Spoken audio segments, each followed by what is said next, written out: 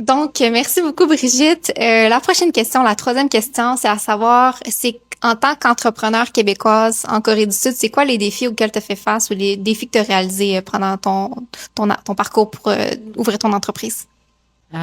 Tout étranger qui vient en Corée du Sud, je pense que c'est tout étranger à travers le monde a annulation de visa, mais ici c'est assez très très très réglementé. Donc, dans les enjeux, il y en a un principal si on vient s'installer en Corée du Sud et qu'on a l'idée de partir une entreprise, une start-up. Euh, il faut vraiment avoir de l'argent en avant de soi. Il faut avoir de l'argent en avant de soi parce qu'on n'a pas le droit de gagner d'argent tant aussi longtemps qu'on n'a pas le visa entreprise, qui est le visa D8, qui peut être le D8-1 ou le D8-4. Une réalité qu'on n'a pas au Québec, mais que j'ai appris qu'à certains pays l'ont. Nous, quand on fait une location d'un endroit, que ce soit en affaires, parce que j'ai eu des locaux d'affaires au Québec, que ce soit aussi d'avoir un appartement ou même une maison louée, on fonctionne avec un bail. Parfois, on va nous demander pour le sérieux de donner le premier mois, mais ça se tient à ça. Mais ici, c'est des dépôts assez importants.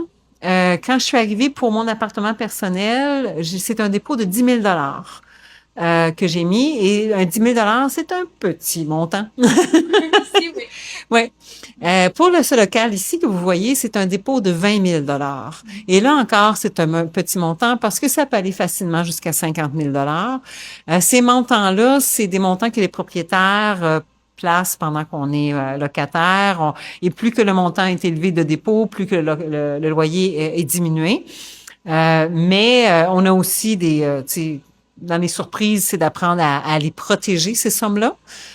Par exemple, on va pas à la même place pour un appartement personnel qu'un local d'affaires. C'est deux endroits totalement différents pour aller faire protéger ces sommes-là, pour qu'à partir du moment que le loyer est terminé, ben on récupère les sommes qui deviennent notre dépôt pour le prochain endroit où est-ce qu'on va aller demeurer. Une chose qu'il faut aussi savoir, ça je suis pas sûre que tu sais ça, en tant qu'étranger, même si j'ai une entreprise, je n'ai pas le droit de demander un prêt à la banque.